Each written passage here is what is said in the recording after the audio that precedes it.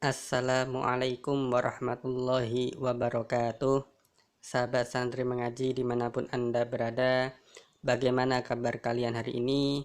Kami doakan semoga sehat selalu dan tetap dalam lindungan Allah. Amin Allahumma amin. Sahabat santri mengaji, Hari Raya Idul Adha sudah di depan mata. Dan pada tahun ini, pemerintah sedang menetapkan aturan PPKM darurat, yang mana di dalam aturan tersebut diantaranya adalah menganjurkan kita untuk melaksanakan sholat Idul Adha di rumah saja. Lalu bagaimana panduan atau cara melaksanakan sholat Idul Adha di rumah? Langsung saja pada video kali ini kita akan membahas mengenai panduan sholat Idul Adha di rumah. Yang pertama, hukum sholat hari raya. Jadi ulama berbeda pendapat mengenai hukum sholat hari raya. Yang pertama adalah dari madhab Imam Syafi'i yang mengatakan bahwasanya sholat hari raya ini hukumnya adalah sunnah muakkadah. Artinya kalau kita kerjakan maka kita akan mendapatkan pahala yang besar, dan jika kita tinggalkan maka kita tidak akan mendapatkan dosa. Kemudian yang kedua adalah madhab Abu Hanifah yang mengatakan bahwasanya sholat hari raya hukumnya adalah wajib. Jadi harus kita kerjakan. Kalau sampai kita tinggalkan, maka kita akan berdosa. Kemudian yang kedua, waktu sholat hari raya. Jadi waktu untuk melaksanakan sholat hari raya ini dimulai ketika matahari terbit dan berakhir sampai waktu zawal atau sebelum duhur pada tanggal 10 Dzulhijjah. Itu kalau sholat Idul Adha. Kalau sholat Idul Fitri, maka tanggal 1 Syawal. Kemudian yang ketiga adalah sunnah-sunnah hari raya. Yang pertama adalah kita disunahkan untuk menghidupkan malam hari raya Idul Adha dengan banyak ibadah, seperti memperbanyak sholat sunnah, membaca Al-Quran, berzikir, bersedekah, bersilaturahim, dan lain sebagainya. Paling tidak minimal kita menghidupkan malam hari raya ini adalah dengan cara sholat isya berjamaah dan juga sholat subuh berjamaah. Kemudian yang kedua adalah melakukan mandi sunnah hari raya. Waktu untuk melakukan mandi sunnah ini dimulai dari pertengahan malam dan berakhir sampai dilaksanakannya sholat Idul Adha.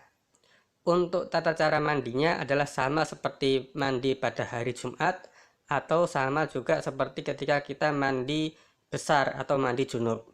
Sedangkan mengenai niatnya, sahabat bisa klik link di atas ini. Kemudian yang ketiga adalah memakai wangi-wangian dan memakai baju yang bagus. Jadi ketika kita hendak berangkat untuk sholat id, kita disunahkan untuk memakai wangi-wangian dan memakai baju yang bagus. Yang keempat adalah berangkat ke tempat sholat id dengan berjalan kaki. Artinya kalau kita mau melaksanakan sholat id di masjid atau di lapangan, maka kita sunnahnya adalah berangkat dengan jalan kaki. Kecuali kalau memang tempatnya jauh, maka kita boleh memakai kendaraan. Kemudian yang kelima adalah berangkat ke tempat sholat melewati jalan yang lebih jauh dan pulang lewat jalan lain yang lebih dekat. Artinya jalan yang digunakan untuk berangkat itu berbeda dengan jalan yang digunakan untuk pulang. Jalan untuk berangkat itu lebih panjang, sedangkan jalan pulang itu lebih pendek. Hal itu supaya agar pahala kita lebih banyak, karena pahala berangkat itu lebih besar, lebih banyak daripada pahala ketika kita pulang. Nah, karena pada tahun ini kita akan melaksanakan sholat Idul Adha di rumah, maka tidak ada kaitannya dengan sunnah nomor 4 dan sunnah nomor 5 ini. Langsung saja selanjutnya nomor 6 adalah tidak makan atau minum semenjak subuh hingga dilaksanakannya sholat Idul Adha. Jadi pada hari raya Idul Adha ini kita disunahkan untuk menahan agar tidak makan dan minum dimulai dari semenjak subuh sampai setelah sholat Idul Adha. Dan lebih baik lagi jika kita mampu untuk menunggu sampai disembelihnya hewan kurban sehingga kita baru mulai makan dengan memakan bagian dari daging hewan kurban. Kemudian yang ketujuh adalah menyegerakan pelaksanaan sholat Idul Adha di awal waktu, agar waktu untuk menyembelih hewan kurban bisa lebih panjang. Jadi untuk pelaksanaan sholat Idul Adha ini sunnahnya adalah di awal waktu. Misalnya adalah jam 6 lebih seperempat atau jam setengah 7. Tergantung jam berapa matahari terbit di daerah kita masing-masing. Kemudian yang kedelapan adalah Setelah sholat id, kita disunahkan untuk mengunjungi kerabat, saudara, tetangga, dan mengucapkan tahniyah atau selamat kepada mereka. Jadi kalau kita bertemu dengan orang lain, maka kita disunahkan untuk saling mengucapkan selamat.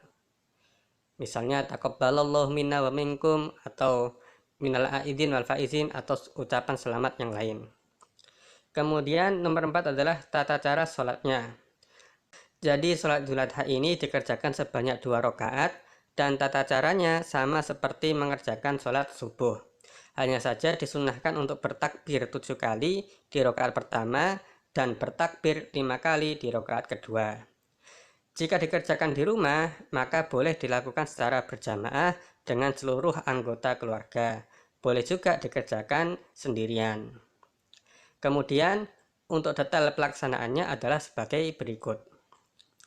Jadi ketika seluruh anggota keluarga sudah siap untuk memulai sholatnya, maka disunahkan ada salah satu orang yang mengumandangkan lafadz berikut ini. Sallu sunnatal li'idil adha raq'ataini jami'atar rahimakumullah, as-salatu jami'ah. Jadi ini adalah lafadz atau kalimat yang dikumandangkan ketika kita akan memulai sholat sunnah. Sama halnya ketika kita akan memulai sholat wajib atau sholat fardu, maka kita disunahkan untuk melaksanakan iqomah atau qomat. Namun seandainya lafadz atau kalimat ini tidak dikumandangkan, maka juga tidak masalah. Kita bisa langsung saja memulai sholatnya. Kemudian setelah lafadz itu dikumandangkan, maka seluruh jamaah berdiri dan mempersiapkan niat sholatnya. Nah, niat sholatnya adalah jika menjadi imam, maka niatnya usolli sunnatal idil adha raq'ataini imaman lillahi ta'ala.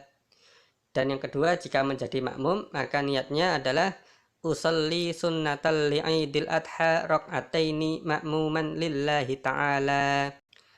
Dan yang ketiga, jika sholat sendirian, maka niatnya adalah usolli sunnatal idil adha raq'ataini. Ini ada yang salah sahabat, jadi tidak perlu memakai imaman. Ini dihapus saja. Jadi seperti yang di bawah ini. Usolli sunnatal idil adha raq'ataini lillahi ta'ala. Itu niatnya jika kita sholat sendirian. Kemudian setelah semua siap, maka kita bisa mulai sholatnya. Nah, di rakaat pertama kita awali sholat kita dengan melaksanakan takbiratul ihram, yaitu mengucapkan Allahu Akbar sambil kita menghadirkan niat di dalam hati kita. Jadi niat yang ada di atas tadi itu kita hadirkan di dalam hati kita ketika kita takbiratul ihram. Kemudian setelah itu kita membaca doa iftitah, Allahu Akbar kabiro, dan seterusnya.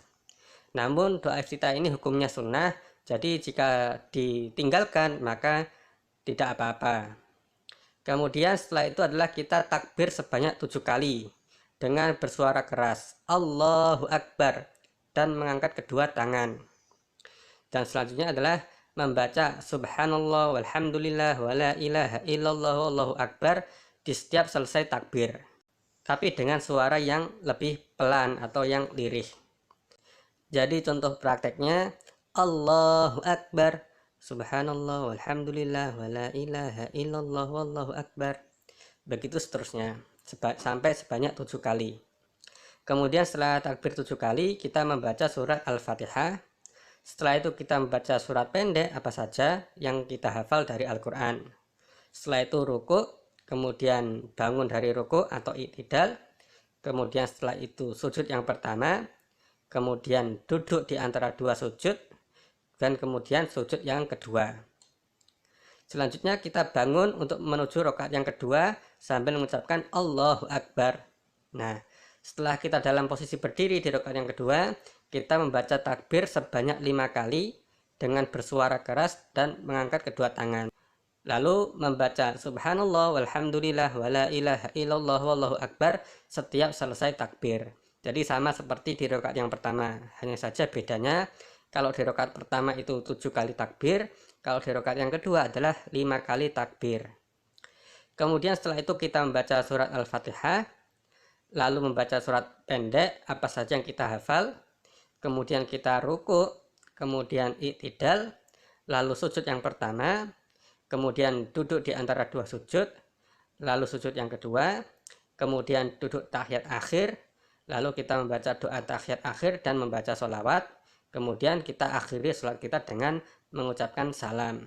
Nah, begitu kita ucapkan salam ini, artinya sholat kita sudah selesai.